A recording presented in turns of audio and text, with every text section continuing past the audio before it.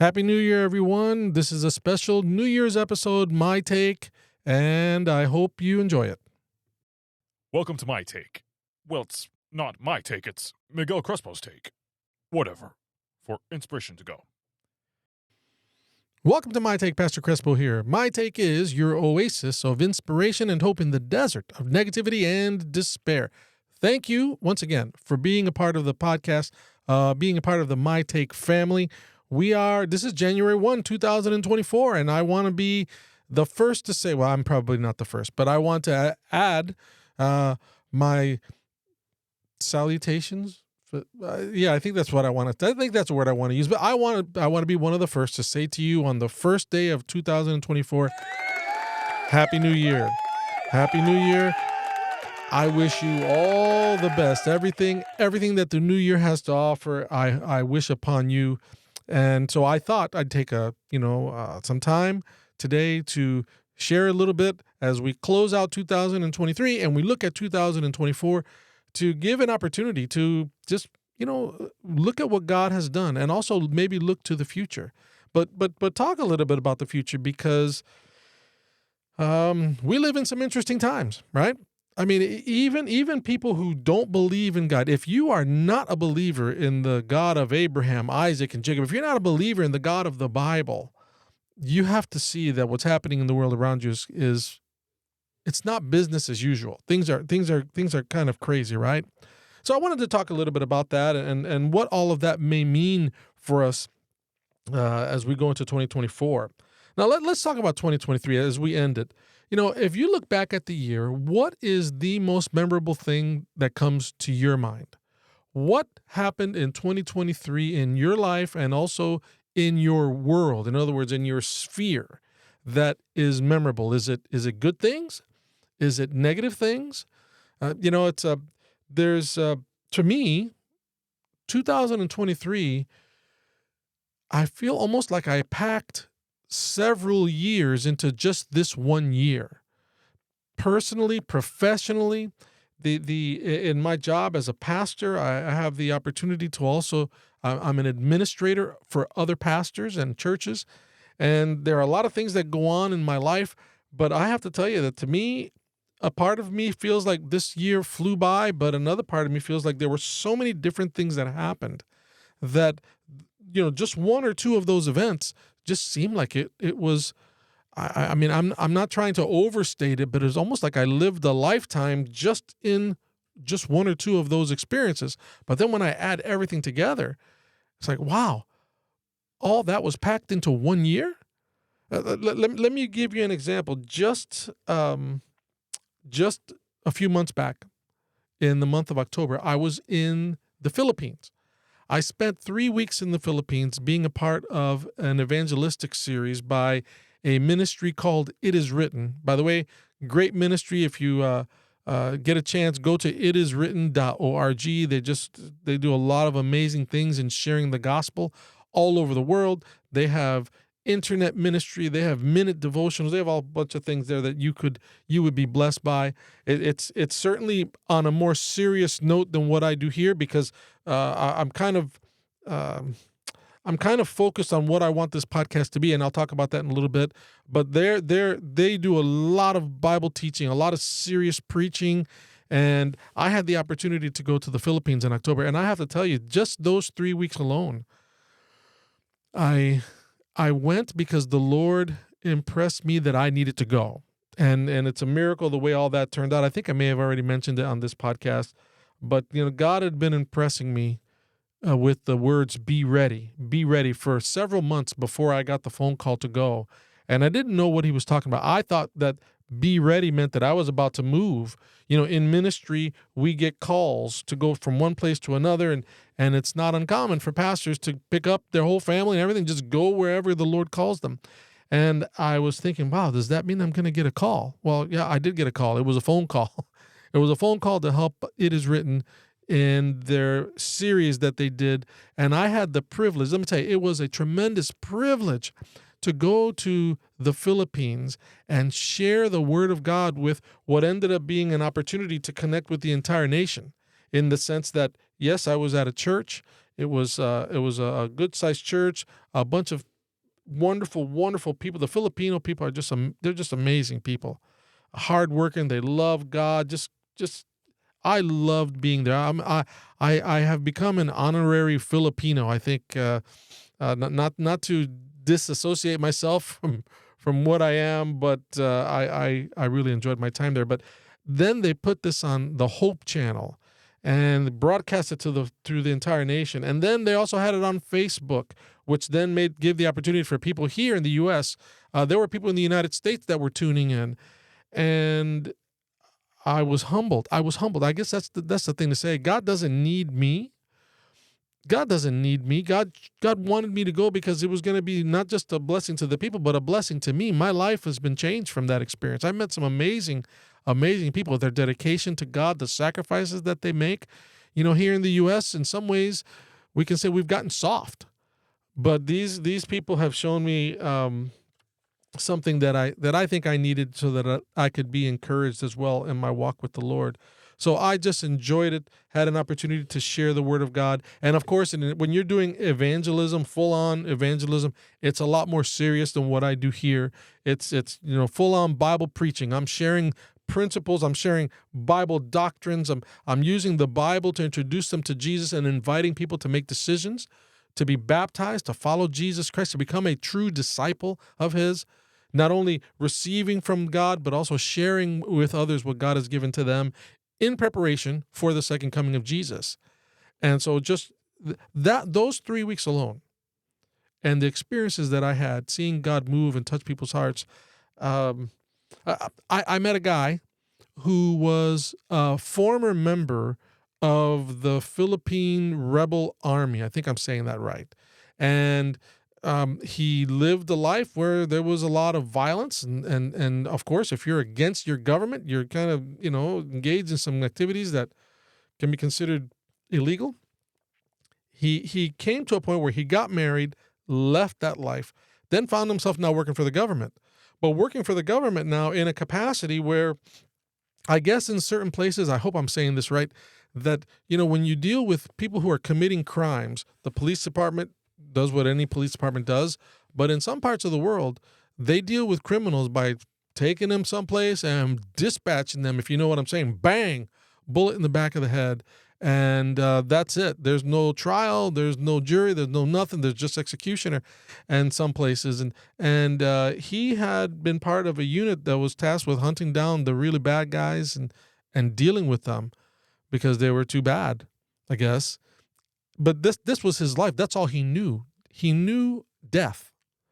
But when he came to accept the gospel, when he accepted Jesus Christ, his life was changed.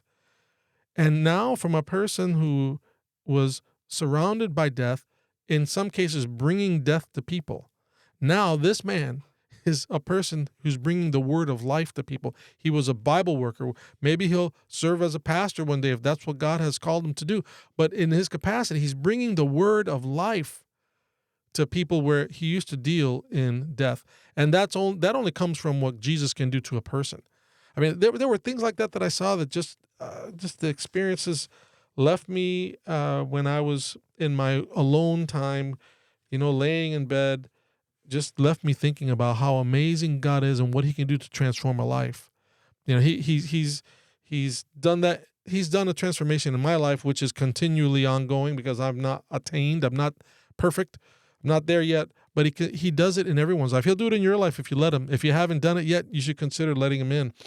But I mean, there were other things that happened, just this podcast. Yeah, I think we are probably at almost a year and a half, it's a little bit more than a year and a half that I started this podcast, because I started it, I believe, in the spring a couple of years ago. So we're almost getting on 2 years. The people that have been partakers of the podcast, people that have been watching the podcast, span the globe, from down in Brazil, Chile, Nigeria, the Philippines, of course, the United States. Again, thank you for being a part of this podcast. I really have, I'm enjoying doing it. I don't know that sometimes if you are a serious Christian and you tune into this podcast tuning in. It's not. This is the internet. You don't tune in on the internet. You go there to the website or podcast. I don't even know what the word is, but whatever the modern technical term is for tuning in, you fill that in for me. But if you tune into this podcast and you're a serious Christian, you might be like, "Wow, this guy seems to be having way too much fun." Should you be that funny, or should you be attempting to be that funny when you're engaged in the work of the gospel? Well, look, let me tell you, what the purpose of this podcast is. When all is said and done, the podcast, the My Take with Miguel Crespo podcast, is an experiment in evangelism. That's right. If you're not a big church goer, evangelism is a word that you might not use in your vocabulary. But it is an experiment in evangelism. It's a way to find, it's an attempt to find a way to share the Bible with people that don't go to church on a regular basis, or people that are interested in learning about the Bible, but they don't know where to go. And frankly, some people don't trust church. And so we live in a TikTok and a YouTube generation. What do I mean by that? We live in a generation where people want to be entertained, and they won't listen to anything unless they're being entertained. Now, I could sit there and argue and fight about it and say, well, I'm going to do my little thing in my church, and if you want to learn something, you can come. Or I can do what Jesus said. Jesus said, go. He said, go. And so the purpose of this podcast is to go to you wherever you're at. Yes, I want to find news articles. I want to find things that I can use to listen, I'm a happy person. It's hard not to be happy when you know that Jesus knows everything about you and he loves you anyway. He knows everything about you. And instead of stepping on you, talking about you, making you feel bad, he says, no, listen, I want to change your life, but I can't change your life unless you let me in. And so Jesus accepts me with my warts and all. He knows everything about me, but he continues to work and change. And I see God's hand move and do things in my life. And then I see him do things in other people's lives as he uses me. I can't not be happy, right? But I use what I can, news articles, stories, because I want to draw people in. I want you to be drawn in by the story, and then we're going to do a switch. And then I want to tell you what in the Bible might be connected to that story. What is in that story that I can segue your mind into something in Scripture? But at the end of the day, this is an experiment, because I don't know. This is for me. If those of you that don't know me personally, this is a deviation from the way I normally do ministry.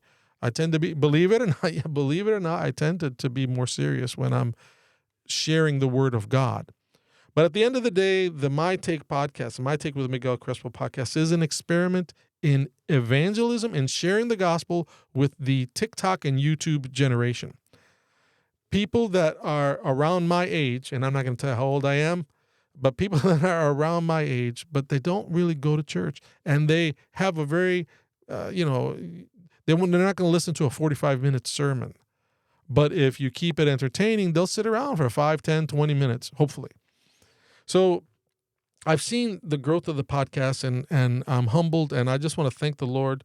So I am thankful. 2023 has been just crazy. My family, I'm thankful for my family. I'm thankful that my family is safe. With all the things that are happening, the Lord has continued to protect my family, and I don't want to take that for granted. So I just thank God for how he has led. I believe one of my boys just celebrated his 1-year wedding anniversary. I have another son who's been married, I want to say 7 years, I think. And so just seeing my boys become men is I don't know, it can be overwhelming when you think about it, but God has been good. But let me talk about 2023 in the general sense. I think it's fair to say that in the general sense, in this world, 2023 has been very chaotic. There have been some bad things that have happened. Talk about what's happening in Israel. The October 7th, when the Hamas, the terrorists, went in there and they just, I don't even want to say what they did, but they killed a lot of people. They hurt a lot of people. And this ongoing battle between the nation of Israel and the Palestinians in Gaza, and now, of course, Israel, they're not going to just sit by and let this happen. They've taken they've gone both guns, as they say, with the Palestinians in Gaza and attacking Israel, and the stories that are coming out. It's just very chaotic, very unsettling.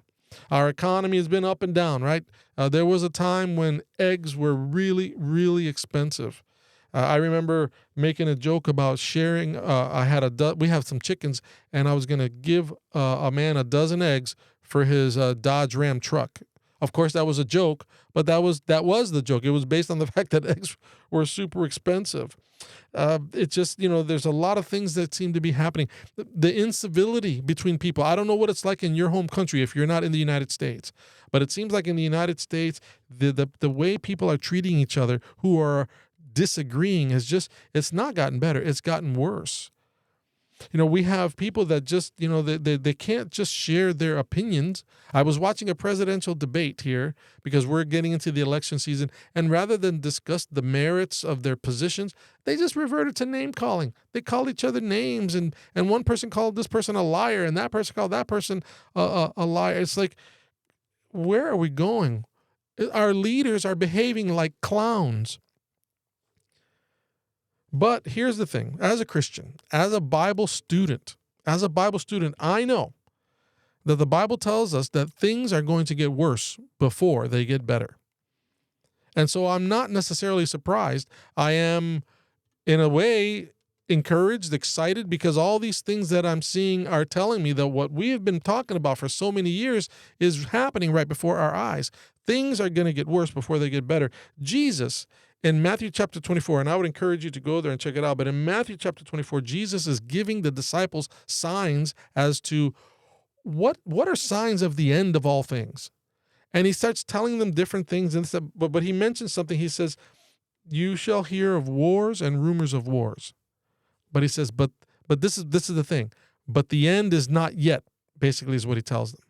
You're going to hear of all sorts of wars and things happening between countries, but that is a sign, but it doesn't mean that the end is coming right at that moment. Why does he say that? Because a little bit later on, he says this, and this gospel shall be preached to all nations, then the end shall come. That's right. He makes a very, very clear statement here.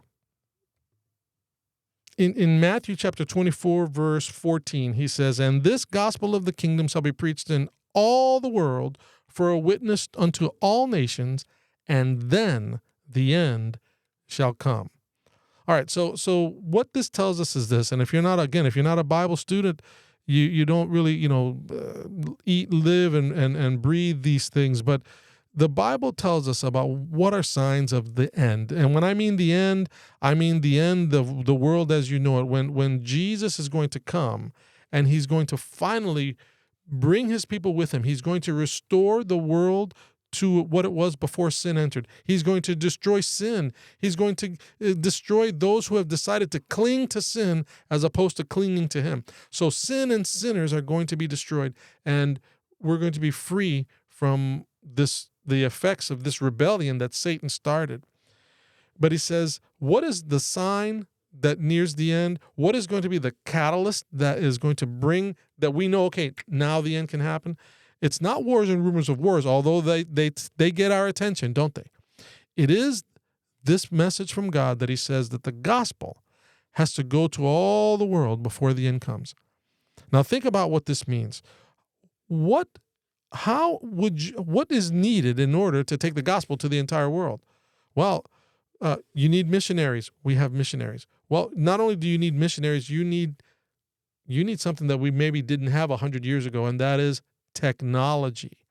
The ability to broadcast through the air the message of the gospel. Right now, there are ministries, preachers, teachers, sermon stories going all over the world. Right now, as you're listening to this podcast is a part of that. I need to be careful not to overstate that, but this podcast is a part of that process of sharing the gospel with the world. And we are seeing the proliferation of the gospel message throughout the entire world. And at sometime soon, it seems, I believe, the Lord is going to say, that's it, it's done. And he's going to come back and again deal with sin and those who have chosen to reject him and cling to sin and a sinful life, who've rejected him. And so I think about this, and 2023 it's opened a lot of people's eyes. Now let's switch gears. Let's go to 2024, because where are we going in 2024? By the way, do you have any resolutions for 2024? Let me know. On the bottom of the podcast, there's always a place where you can answer questions there.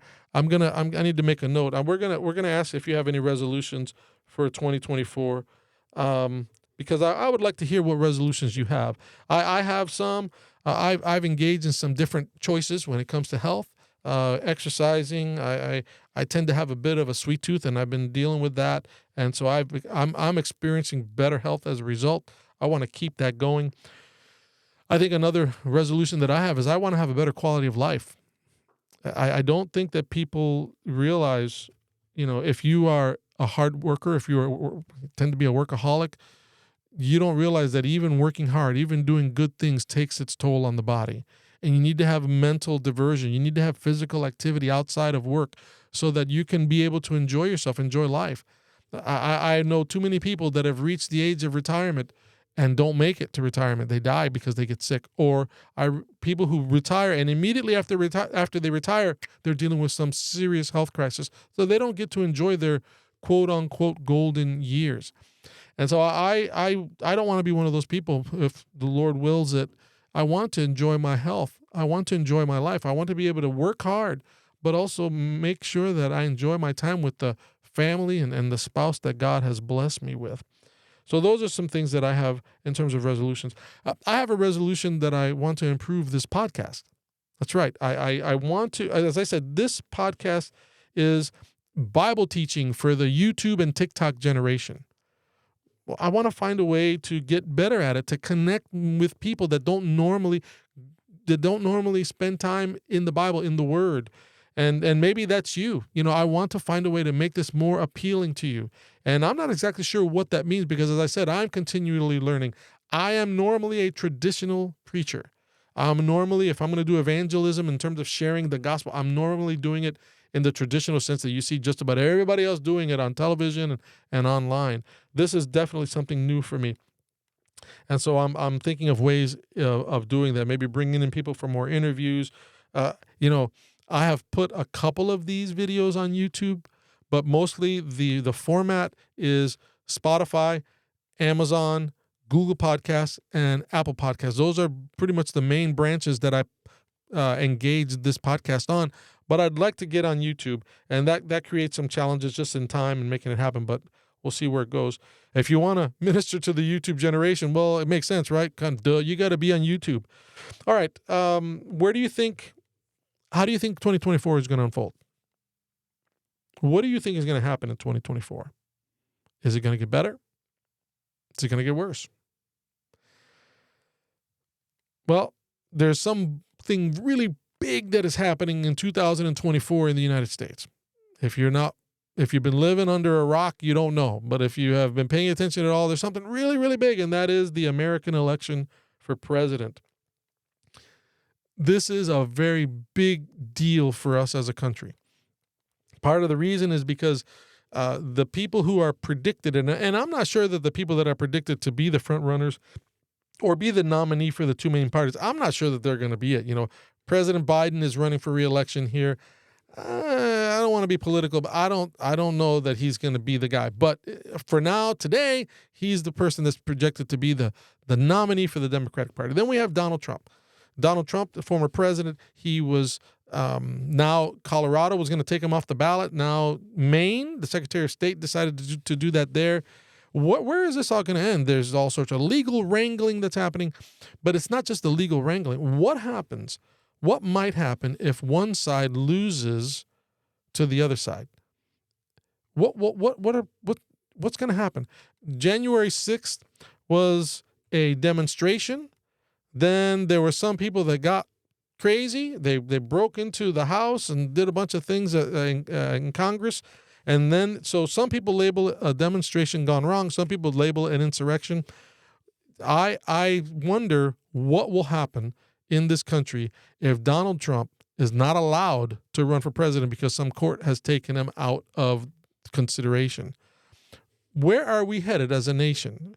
What we might be headed to is something that makes January 6th look like a quinceañera, a birthday party, because it's just, I don't know. Where are we going? What do you think is going to happen? What do you think about the economy in 2024? It's I am not a chicken little sky is falling type person, but it seems like everybody has all these predictions that things are going to happen. What do you think is going to happen? Do you see violence in the future? Do you see potential civil war in the future? But I'm not sharing this to scare you. I'm sharing it because I know this is what people are thinking. Let me get to the bottom. Let me get to the point of all this. What will you do in 2024? What is your plan for 2024?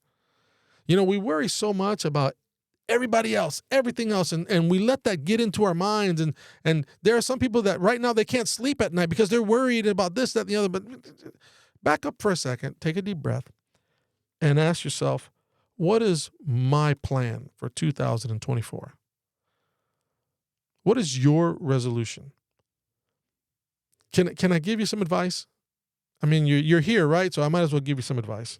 For 2024, this is my advice for all of us for 2024. My prayer, my wish, my hope is for you to make a decision that you in 2024 are going to be a part of the solution and not a part of the problem.